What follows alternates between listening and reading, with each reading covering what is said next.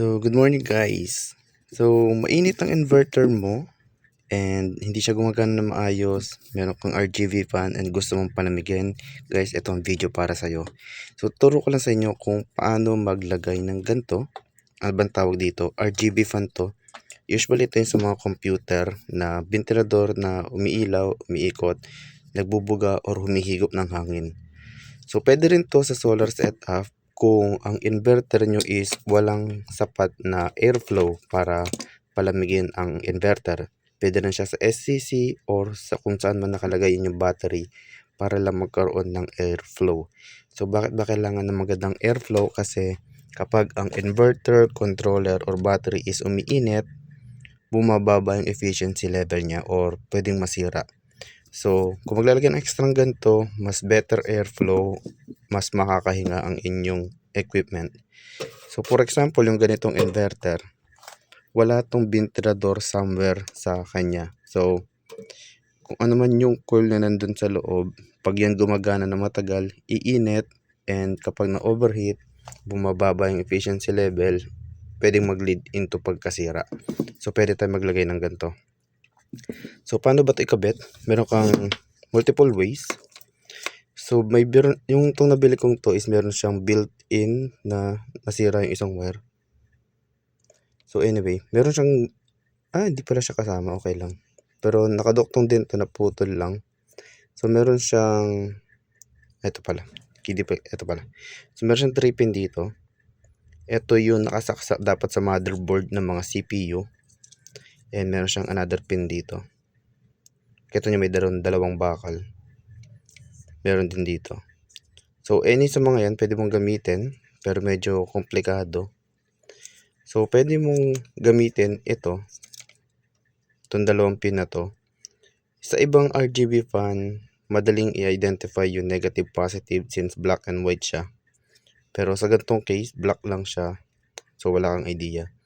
Pwede mo namang i-try and test kung alin sa lahat ng RGB fan mo kung ano yung positive and negative. Hindi mo siya kagaya ng AC. Maglagay ka lang ng external wire gaya na itong ginawa ko. Sinundot ko lang doon, tinaypan ko para hindi matanggal o malaglag. Then, wire.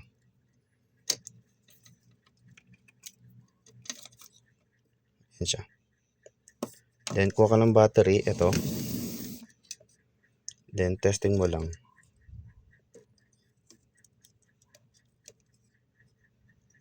Pag hindi gumana, pagbaliktarin mo.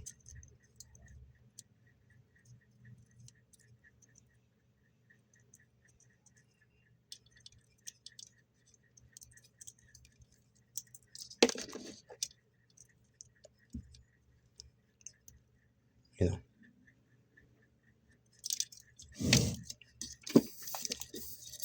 So, yun nga. Ito is nagbibigay ng another airflow kaya mas lalamig ng mabilis yung inyong inverter. Wait ko ulit. Ang hirap na isang kamay. You know. So, pakaramdaman mo na lang kung alin sa kung alin sa fan mo yung pabuga tsaka pahigop. So, pag tinayo mo siyang ganyan, ikabit ko ulit.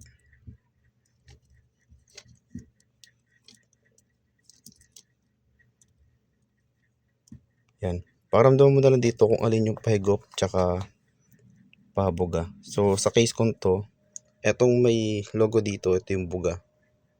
Then, dito yung higop niya.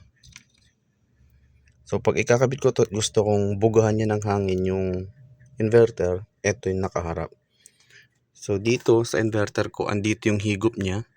So, kung maglalagay ako ng blower, dito ko siya ilalagay para bugahan niya ng hangin to. Then, sa ilalim naman nito inverter ko dito, meron siyang pabuga. So, pwede kang maglagay ng extra ganito para higupin niya pababa, pero useless naman na kasi yung buga nito sa taas ay sa ilalim is napakalakas, maya siya and hindi na ganong kailangan. So, yan na siya. So, mura lang yung ganito. 100 to 200 yung normal na presyo. 400 yung premium. Meron din nag-ibang kulay, meron din remote, mas mahal yon. Pero kung very simple na naman, gusto mo lang talaga is hangin, pili mo yung walang kulay para tipid din sa kuryente kasi yung ilaw nito kumukonsumo rin ng kuryente. So what if marami kang ganyan?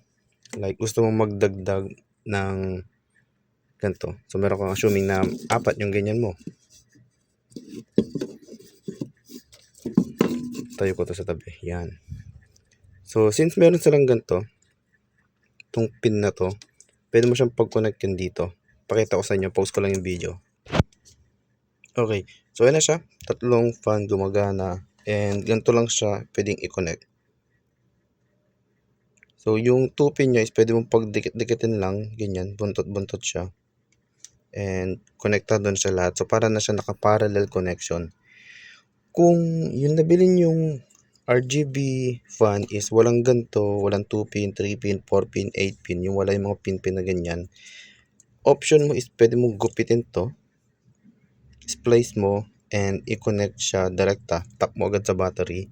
Pwede kang gumamit ng na multi-tester para malaman yung positive, negative, or kung daredevil ka, diretso itap mo sa battery para malaman mo kung ano yung positive, negative. Iilaw siya, under siya kapag tama, then hindi siya gagana kapag mali. Kung nabili mong fan is merong auto reversible na pwede mo pagbalik trend still gagana, then good naman yon. So option para sa mo siya pwedeng ikabit direkta sa battery, walang problema. Pwede mo rin siyang ilagay sa load ng SCC banda dito, direkta sa battery, or yun nga. Kung problema mo naman is, boss, yung battery ko is 12 volts. So 12 volts yung setup mo. Pero yung fan mo is 12 volts. Ay, mali pa. So 24 volts yung battery mo. Pero yung fan mo is 12 volts. So hindi compatible. Hindi siya gagana kasi kalahati. Well, technically gagana siya. Ito. Pero mahina. So ang gagawin mo para mapalakas or gumana pa rin siya ng normal, kahit 12 volts to and 24 volts yung battery, meron kang dalawang way. Okay, so ito na. Meron akong dalawang battery dito. Yoku battery. So as you can see, naka-build siya as 24 volts. Positive, negative. Yung negative is naka-connect sa positive. Then yung negative sa dito. So that's 24 volts.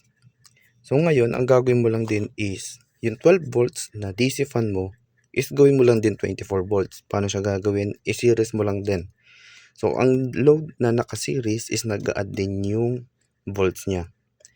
So, ang gagawin mo lang is after mong i-identify kung ano yung positive and negative ng isa, and alamin din kung ano yung positive negative ng isa, ganoon lang din gawin mo, i-connect mo lang din sila kung paano ka nagsiseries ng solar panel or ng battery. So, after mong i-series, kunin mo na ngayon yung isang, and itap mo lang din sa kanyang,